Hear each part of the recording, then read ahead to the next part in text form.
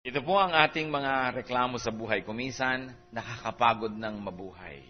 Marami kang mariringgang ganyan, lalo yung sunod-sunod ang mga problema. Ano po ba ang ating pag-uusapan ngayon? 5 complaints of man and 5 answers of God. Yan po ang ating mahalagang tingnan ngayon. 5 reklamo, bagamat marami yan, pero 5 lang ang pag-uusapan natin ngayon. People say, I'm too tired. Pagod na ako. I'm too tired of work, of burdens.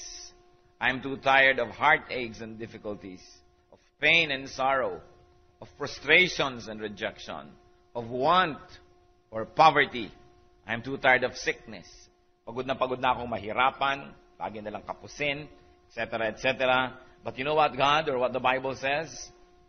Ang sagot niya sa I am too tired, I will give you rest. Pangako naman yan ng Panginoon Matthew 11:28 to 30. Come to me, all you who are weary and burdened, and I will give you rest.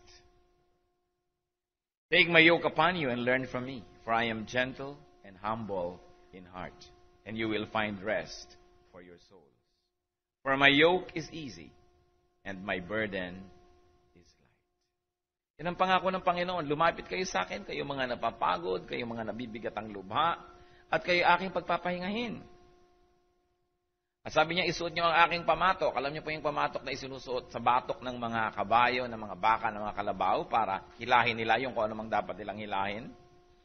At sa Israel, uso po yung pamatok na doble. Kaya kung minsan doble, 2 baka yung magkasabay na naghihila ng araro, 2 baka yung mayroong ginagawa. Kaya siya yung isa at sabi niya, isuot niyo ang aking pamatok sa inyong batok. In other words, ako ang inyong magiging kapartner. Napapagod kayo kasi sinosolo nyo. Napapagod kayo kasi sinasarili nyo ang inyong mga problema, ang inyong mga kabigatan. Sabi niya, narito ako. Bakit ako narito pa? Ako ang inyong kapartner sa buhay. Napapagod kayo kasi nakikipartner kayo sa tao lang Makikipag-business partner kayo sa mga nagwa 1, 2, 3. Makikipag-ibigan kayo sa hindi naman kayo iniibig. Makikipag-mabutihan kayo sa hindi naman mabuti sa inyo. Umaasa kayo sa hindi nyo naman maaasahan. Ipinapako nyo ang tuon nyo sa hindi naman pwedeng pagpakuan dahil lagi silang wala. Sabi niya, take my yoke upon you. Learn from me. Sabi niya ganon. I am humble, I am gentle, I am kind, and my yoke is easy. Bakit daw po madali ang gawain at ang pamatok ng Panginoon? Kasi siya naman yung gumagawa. Siya naman ang may kaya Hindi naman natin kaya. Kala niyo ba yung mga doktor natin, sila talaga yung nagpapagaling sa atin? Ang Panginoon. Nagiging instrument sila. Akala nyo ba yung mga tumutulong sa atin, nagbibigay sa ating kumisa ng pera, ng tulong, sila talaga pinagmumula noon? Wala naman sila noon. Nung ipinanganak sila, may dala ba silang ganon? Wala rin. Sa Panginoon din galing, dumadaan din sa kanila lamang.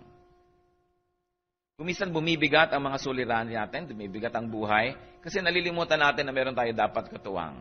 At yun ay ang Panginoon. And remember, rest is not absence of work or absence of burden, but the presence of the Lord, our helper. Sabi niya, take my yoke upon you. Hindi niya sinabing, wala ka nang dadalhin. Bahala ka na sa buhay mo, wala ka nang dala. Sabi, hindi. Pero tutulungan kita. Halika tayo ang magkatulong dyan. At ayon po sa mga pag-aaral sa kulturang Pilipino, ang isa sa mga pinakamatayog na layunin ng maraming kababayan natin ay kaginhawahan. At yan ang pangako ng Panginoon, rest. Rest for the body. Gustong-gusto nga niya, pati katawan natin nagpapahinga, kaya inuutusan yung mga amo, yung mga may kapangyarihan na dapat merong rest day, merong Sabbath ang inyong mga workers. Rest for the soul, rest for the spirit.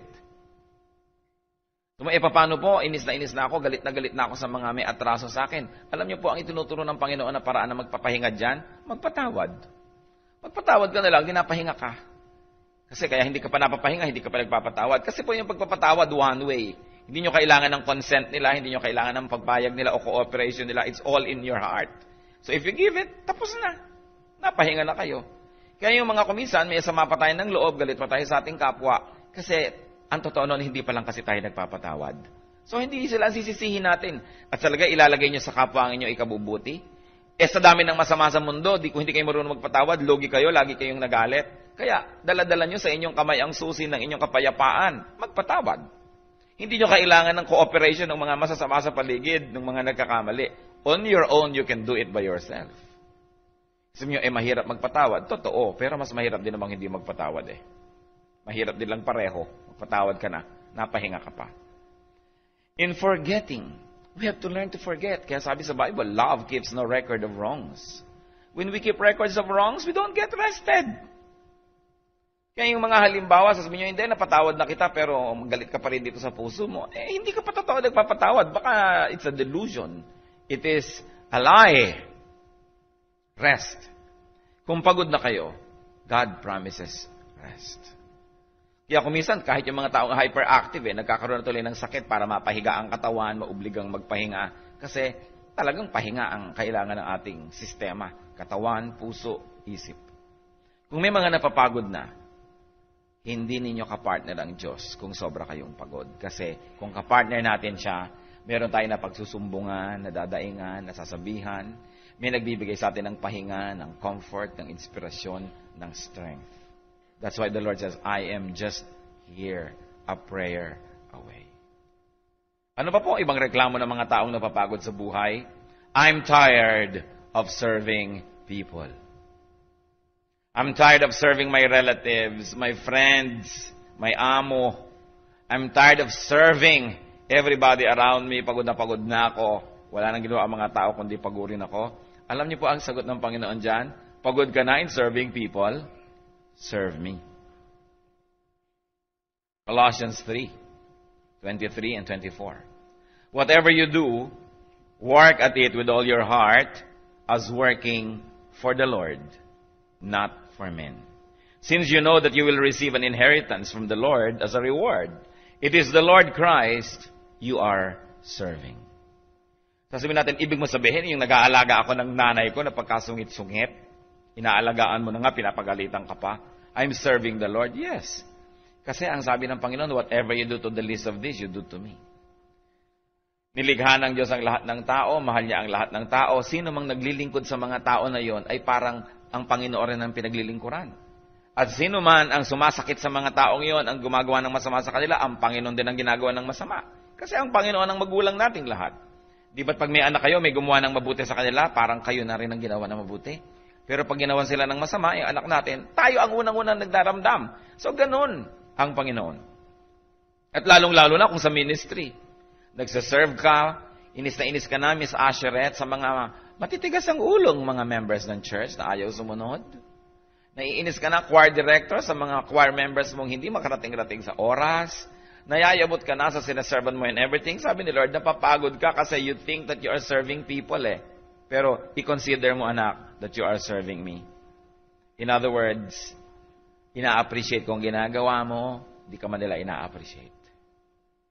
Ang dami pong tao pagod kasi ang ating Diyos, kapwa-tao lang. Pag na-in love, talaga namang nabaliw na ng gusto. Yun na lamang object ng kanyang love ang lahat-lahat. Kaya tuloy pag umalis ay baliw na baliw ang iniwan. Paano? They are only serving people. Pagkatapos, pagka hindi ka in-appreciate, hindi ka tinawa ng utang na loob, galit na galit ka naman. Sabi ni Lord, serve me. Serve the people around you in God's name. And serve the people around you for God's pleasure. Think, consider, and know that you are serving the Lord whenever you serve people. And you will be refreshed. Nakaka-refresh yan. Huwag tayong gumawa ng mga Diyos-Diyosan out of people around us. Kailangan isa lang yung Diyos. Sobra kasi naman yung iba, pagka na-in love, nahulog ang loob, pagka nahulog ang loob nila sa ganitong nobyo at nobya, sobra yun na ang Diyos. Sabi ni Lord, serve me. You shall have no other gods before me. Yun ang utos niya. Kaya kayo masyadong nasabing gastado na yung damdamin ninyo kasi sobra nyo lang ibinibigay sa kapwa na pagtatakse lang kayo, hindi kayo na-appreciate, kawawa tuloy kayo. Kung ang Panginoon ba naman ang inuuna ninyo, mga tao pangalawa lang, pangatlong place sa ating heart, di umalis man at dumating sila, steady lang yung buhay natin because our center remains and it doesn't go away because our center is God. Meron naman maririnig mo, I'm tired of doing good. Pagod na rin ako sa paggawa ng mabuti. At ang sagot sa atin ng Panginoon sa Biblia, do not stop. Do not stop. Galatians 6:9. Let us not become weary in doing good, for at the proper time we will reap a harvest if we do not give up. So, huwag kang mapagod sa paggawa ng mabuti. Pero nagtanim na po ako, wala pa rin akong inaani. Hinukay-hukay ko na, finertilize ko na, dinidilig-dilig ko na, ayoko na, bubunutin ko na to. Yung pala bukas mamumunga na, nainip ka naman. Sabi, do not become weary in doing good. At the proper time, you will reap a harvest if you do not give up. At nakakapagod gumawa talaga ng mabuti, pero nakakapagod din naman gumawa ng masama. So pareho din yung nakakapagod, mapagod ka na sa paggawa ng mabuti, kakampi mo pa ang Diyos. And maybe what you should do, if this is your case, brother or sister, is pace yourself. Magpahinga ng konti. Space ng konti yung ginagawa. But do not give up doing good. At kahit kailan, huwag pagsisisihan ang paggawa ng mabuti. Huwag pagsisisihan na nasa panig ka ng Diyos. Isa pang reklamo ng marami sa atin, lugi ako sa pagiging mabuti sa parents ko. Ay, ang daming nagrereklamo. Ang nanay ko, hirap na hirap ako para akong kabayo katatrabaho. Tapos, huthot ng huthot sa akin, ibinibigay sa kapatid kong addict. Ibinibigay sa kapatid kong lasenggo. Nung araw, pare-pareho lang kami naghihirap sa buhay. Nag-working student pa ako para makatapos. Yung mga kapatid ko, ang aagang nag-asawa, humarurot ng pag-alembong. Pagkatapos ngayon, akong papaaral sa mga pamangkin ko. Ang daming ganyan. Di ba mga istorya ng Pinoy? Lugi na ako sa pagiging mabuti sa parents, sa kasusunod, sa katutulong, sa kabibigay. Alam niyo sabi ng Bible? Tubo ka. Tubo ka, kapatid. Ephesians 6, 2-3, honor your father and mother, which is the first commandment with a promise, that it may go well with you and that you may enjoy long life on the earth. Yan daw ang premyo ng Diyos sa mabubuting anak. So, hindi tayo magsisisi na mabuti ako, sunod-sunod ako sa magulang ko, pag umiyak na ng konti, laglag na ang 1,000 ko. Bawat patak ng luha, ang 3 personas ay lumalabas sa akin pitaka. Sabi, iyang marunong magparangal sa kanilang magulang. Ano man paraan ng pagpaparangal yon? Sabi, bibiyayaan kayo ng mahaba at masayang buhay. Hindi lang mahabang buhay na ang hirap naman, kundi saya. Kaya kasabihan yan ang mabubuting anak ay merong mga magagandang kinabukasan. Hindi naman yan pang-uto ng ating mga kasabihan. Ang Biblia mismo ang may sabi. Kaya hindi rin yan pagsisisihan. Isa pang nakakapagod, sasabihin ng iba, nakakapagod mabuhay. Nakakapagod ang buhay. Kaya meron nga na tumatalo na sa tulay. Diba? Nung nahulog sa ilog, hindi naman namatay sa lunod, namatay sa pollution. So namatay pa rin. Sabi, nakakapagod ng mabuhay, pero ang pangako pa rin, it's very related to what we've been saying all along, you will have rest. May kapahingahan. Hebrews 4:1 and 9. Therefore, since the promise of entering his rest still stands, let us be careful that none of you be found to have fallen short of it. There remains then a Sabbath rest for the people of God. Mapagod man tayo dito sa lupa, gano'ng kahaba ba ang buhay? 70 years, 80, 90, 100 years? Pero yung eternity in the presence of the Lord is forever and ever and ever. Kaya sabi, napapagod man kayo dito, may inaasahan naman kayong kapahingahan. At hindi naman yun Sabi, every week nga, binibigyan ko kayo ng Sabbath, one Sabbath every 6 days, broken by a 7th day of rest. Pagkatapos binibigyan ko pa kayo ng kapahingahan, which is psychological, which is emotional, which is spiritual. At kung hindi pa kayo kontento dyan, asahan ninyo yung pahinga na naghihintay sa mga anak ng Diyos. May rest here, merong rest there. Brothers and sisters, life is a gift to be enjoyed, not a curse to end. Life is a gift to be enjoyed, not work to do. And definitely, it is not a problem to solve. Regalo ng Diyos ang buhay. Kaya dapat nagpapasalamat tayo may buhay. Habang may buhay, may pag-asa ang tao. Hindi nyo alam ang maaaring mangyari. Huwag tatawaran ang magagawa ng Diyos. Ang mahalaga, kapartner natin siya at kasama sa lahat ng ating ginagawa. Hindi lang kapartner sa paglutas sa mga problema natin, kundi kapartner sa paggagawa ng ating mga desisyon. Maraming mga tao sobrang napapahamak kasi hindi kasama ang Diyos pag nagde-decide, mag-isa. Tapos pagka sumabit na, nalagay na sa gulo, kasama na ang Diyos. Doon na ngayon hahanapin ng Diyos at doon na ngayon tatawagin ng Diyos. Kailangan decision making pa lang kasama na siya. Kailangan nag-iisip pa lang tayo kung saan dadali ng ating pera, anong bibilhin natin, kanino tayo makikipag-partnership. Kasama na agad ang Diyos. Prayerful na tayo. Bagamat willing naman ng Lord na samahan tayong umahon sa mga nakakahulugan nating pusali, siguro naman kung kasama natin siya sa ating paglalakad, hindi tayo mahuhulog sa mga pusaling yon. Kaya partnership with God is very important. Many people are deceived into feeling and thinking that they are weak or alone or helpless or hopeless because they don't know God's words. Because they don't know God's answers to their questions and to their complaints. John 10:10, the Lord says, I have come that they may have life and have it to the full. Ang kalooban ng Diyos, ang gusto niya, ang buhay natin punong-puno, maganda, mahusay, makulay. So sabihin niyo, paano naman ako sasaya kung mahirap ako, wala akong masyadong pera? Sa palagay niyo ba, lahat ng may pera, masaya? Then, paano naman ako sasaya ay meron akong kapansanan sa aking katawan? Sa palagay niyo ba, yung lahat ng walang kapansanan, masaya? Yung paano naman ako sasaya, wala akong kabiyak sa buhay? Sa palagay niyo ba, lahat ng may asawa, masaya? Paano naman ako sasaya, wala akong US visa? Sa palagay niyo ba, lahat ng may visa, masaya? Ang sinasabi ko lang dito mga kapatid, yung kasiyahan is not a matter of your station in life. It's a matter of attitude. Kung ano yung attitude mo, pwede kang sumaya, pwede kang lumungkot. Kailangan yung attitude natin laging nakababad sa salita ng Diyos. Na lagi tayong positive yung tinitingnan natin sa buhay. Kasi sabi sa Bible, everything that happens is a blessing to those who love God and are called according to His purpose. So may pagpapala ang Diyos, walang swerte-swerte, malas-malas. Alam ng Diyos ang nangyayari sa ating buhay. Kung pinapayagan niya na hindi tayo umunlad sa negosyo, may dahilan. Kung pinapayagan niyang umunlad tayo, may dahilan din. Pinapayagan niyang makamit natin ang gusto natin, may dahilan ng Diyos. At kung hindi siya nagbibigay ng hinihingi natin, may dahilan pa rin siya. At lahat ng dahilan niya ay tama. Kaya dapat nakikita natin yon. Ano ang tama sa pagkakaroon ka ng sakit? Anong tama sa pagbagsak ko sa board exam? Ano ang tama sa pagkakasunog ng aming bahay? Itanong niyo sa Diyos sapagkat siya may sagot. Pero hindi pwedeng magkamali ang Diyos. At ang taong hindi sumasang-ayon sa kalooban ng Diyos, yun ang mga taong malulungkot. Pero yung taong mga sang-ayon, sa tingin ng lahat, parang kawawa naman to, kung ano nangyari, sasabihin pa rin niya, praise God, hallelujah, God is in control, God is my maker, God is my partner. Naratay na sa banig ng karamdaman, sasabihin pa niya, purihin ang Diyos, dahil kung hindi pa ako naratay dito, hindi ako matututong magdasal lang mahaba. Purihin ang Diyos, kung hindi pa ako nalugi, hindi ako naging mapapalapit sa Diyos, kung hindi pa ako iniwan ng nobyo ko, hindi ako matututong mag-Bible study. Abay, maraming dapat purihin sa Diyos.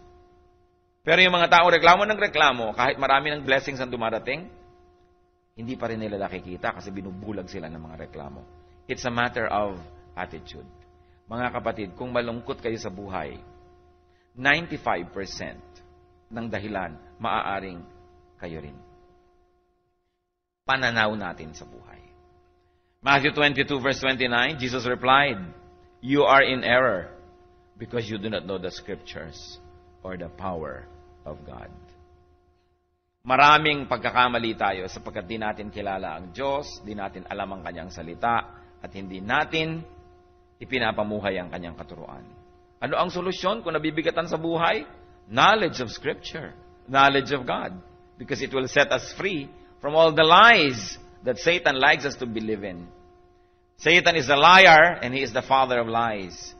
At ang isa sa mga kasinungalingan na yan, ang buhay ay nakakapagod, dapat wakasan, dapat takasan. Kaya anong ginagawa ng iba? Iinom ng isang katerbang sleeping pills.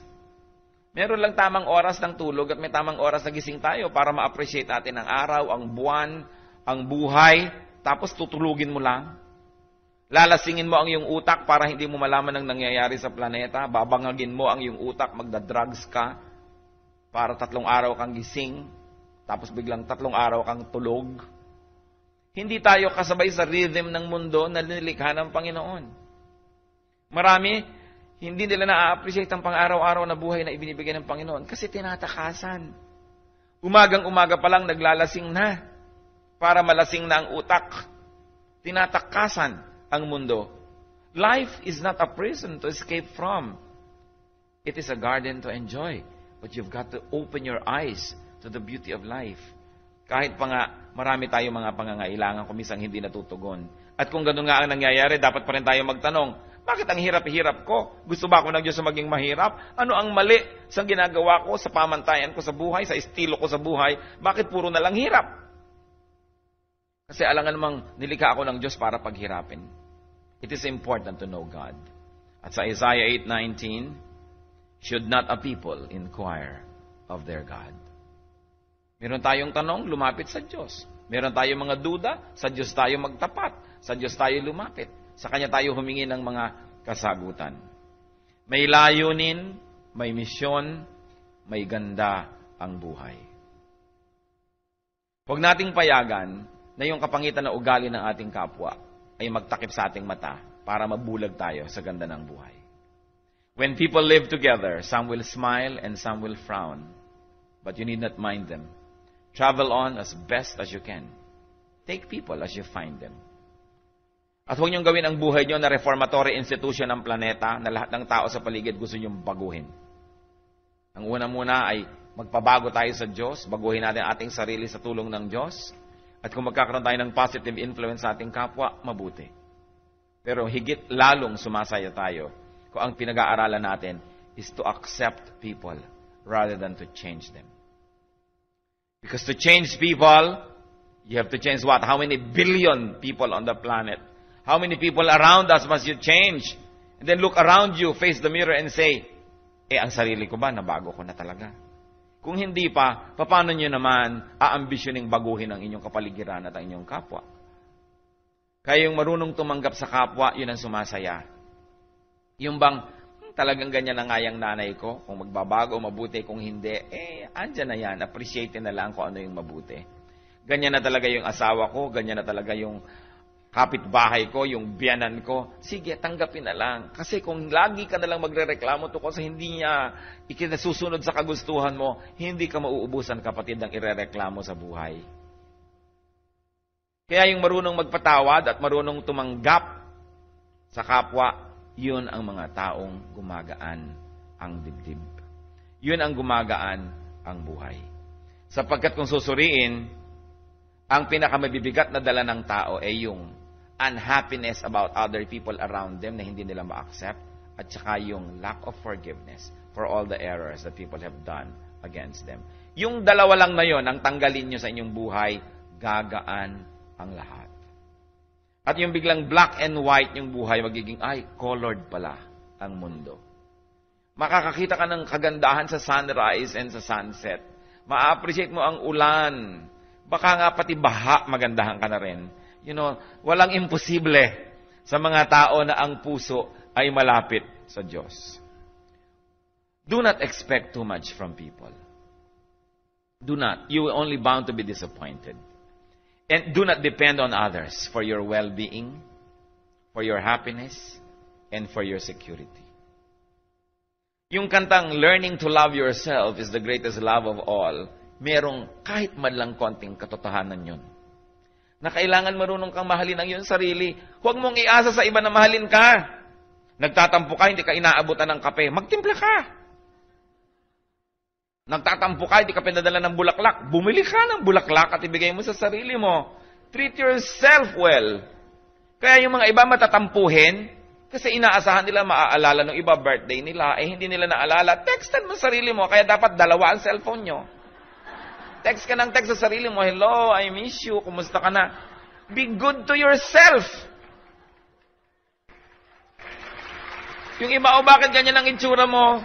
Kasi hindi man lang ako nabati nung crush ko, o nung ganito.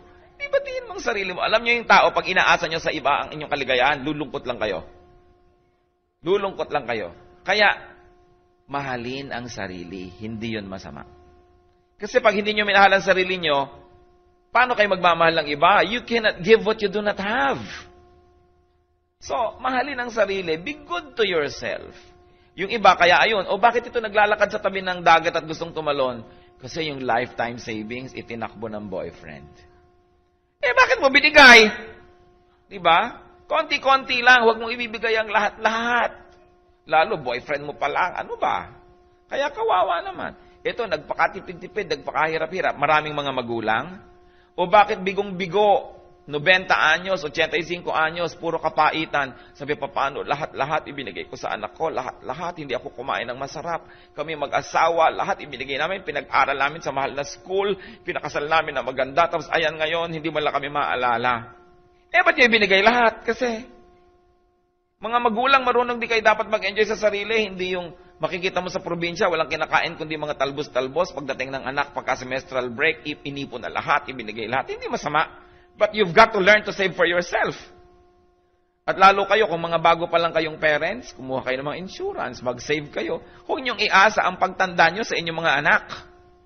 Mabuti ng mabuti kung mabuti ang inyong anak. Pero kung minsan nga, 10 anak, wala lahat.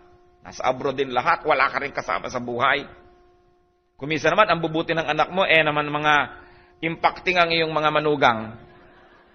Paano na? Siyempre, mai-influence yan, honey. Hindi ka na naalala ng anak mo dahil kay honey. Kaya dapat, nagtitira sa sarili. Huwag niyong ibibigay lahat.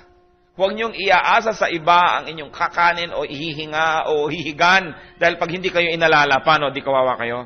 So sabi ng kanta, learning to love yourself is the greatest love. Greatest siguro in terms of ito ang pinakadakila, kundi it is the priority muna, unahin niyo yung sarili. Di ba kahit sa aeroplano, kung sasakay kayo, sasabihin ng mga stewardess, in case na nawala ng oxygen, anong gagawin mo? May malalaglag daw ng mga oxygen mask. Kabitan mo muna ang iyong sarili bago mo kabitan ang kasama mo. Kasi paano mo pakakabitan kung asul ka na? You've got to have life so that you can give life. Do not depend on others too much. Thoughtfulness, be thoughtful of yourself. No, be kind to yourself. Not at the expense of being unkind to others. Importante. And then depend on God, of course. Work for God. Work with God. And whatever your burden is, gagaan. So ano po ang mga dapat nating isipin? Ano ang mga dapat nating maalala sa mga reklamo? Sinabi ng Panginoon, I'll give you rest if you're too tired. If you're tired of serving people, sabi ni Lord, serve me. You're tired of doing good? Sabi ni Lord, don't stop. Magpahinga ka lang ng konti, pero ituloy mo yan. Lugi ka sa pagmabuti sa magulang? Tubo ka. Huwag pagsisihan. Napapagod mabuhay? Sabi, you will find rest. Kung hindi man dito, sa kabilang buhay. Meron yan. Hindi pwedeng wala. Tayo'y narito pa dahil may gagawin pa tayo. Kasi kung tapos na't wala nang ipapagawa ang Diyos, not 1 second longer will make you live on earth. Habang narito pa tayo, may kahulugan pa, may buhay pa, may mission pa, at mayroon pang kaligayahan na naghihintay sa atin. Kasi ang Diyos, exact ang kanyang arithmetic. Kung tapos ka na dito, kukunin ka na. Narito pa tayo dahil gusto pa ng Diyos. Hindi tayo dapat mapagod mabuhay. Panginoon, salamat sa iyong kabutihan sa amin. Salamat sa iyong mga pagpapaalala. At salamat, Panginoon, sapagkat kayo ay tunay na pinagmumulan ng kaliwanagan sa aming puso. Nawa, Panginoon, ang aming dalangin, kung may mga kapatiran kaming nakikinig ngayon sa iyong salita, na ganito ang kalagayan, napapagod na sa buhay, kung minsan gusto nang sumuko, ipakita mo sa amin, Panginoon, ang kabanalan ng buhay, that life is sacred because it comes from you. Na maluwalhati namin kayo, masamba sa pamamagitan ng pagiging buhay. Na buhay na hindi lamang naman hinahanap nyo yung buhay na nagdarasal, nagpupunta sa church, kundi buhay na natutuwa kaming ma-enjoy ang iyong creation. When we have a cool shower, when we drink a steaming cup of coffee, when we enjoy the breeze, O Lord, when we look at the sunset, when we find the beauty of the stars, that we remember you, that you want us to enjoy. You have surrounded us with so many beautiful things to soothe us, to please us. Nawa, Panginoon, makita namin kayo sa mamunting mga bagay. May we find you, Lord, in the smile of a child, in the small gestures and touch from our friends. Makita namin kayo, Panginoon, sa mga natatanggap naming cards and text messages. Makita namin ang kabutihan ninyo, maging sa mga na-enjoy namin, Panginoon, na hangin from electric fans, from air conditioning, lahat ng mga natural things na ito, Panginoon, you arrange and you rearrange and you enable men to arrange and rearrange for our comfort, for our enjoyment. You are a very thoughtful God. Pag nag-enjoy kami, Panginoon, ng malamig na inumin, ng mainit na pagkain, maalala namin kayo that even temperature comes from you. Pag kami, Panginoon, yung nagkakaroon ng fever, maalala namin how you have designed our body to fight foreign matter, Lord, that tries to make us sick. That's why our body responds.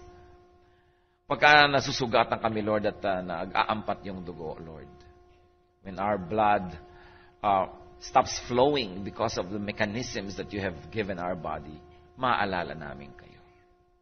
Pag inaanto kami, Lord, na gusto na namin magpahinga sa natural response of our body to being tired, maalala namin that you designed our body so we will rest. And when we wake up, Father, after our sleep with refreshed energy, maalala rin namin kayo ang may bigay nito at mayroong dapat puntahan yung energy na to. And that is to glorify you, to worship you, and to help our fellow men. Makita namin kayo, Panginoon, sa bawat sulok ng aming buhay. Makita namin kayo maging sa mga hirap na aming pansamantalang nararanasan. Maging sa mga pagsubok. Makita namin ang iyong kamay at maalala namin, kasama namin kayo. Kayo po yung aming kapartner. Ipaalala niyo sa amin ang lahat. At sa mga kapatiran, Panginoong, napaka-pinagpalang, hindi nararanasan ang ganitong mga ideyang mapagod sa buhay, meron naman kayong calling para sa amin. You comfort us so we can comfort others. Kaya sa mensaheng ito, ipaalala mo rin sa amin kung hindi man kami ang tinutukoy nito, na marami sa aming paligid na ganito. Maging sensitive kami, maging maibigin, maging matulungin. Sapagkat kung kami may malusog, maginhawa, mariwasa o maluwag sa buhay,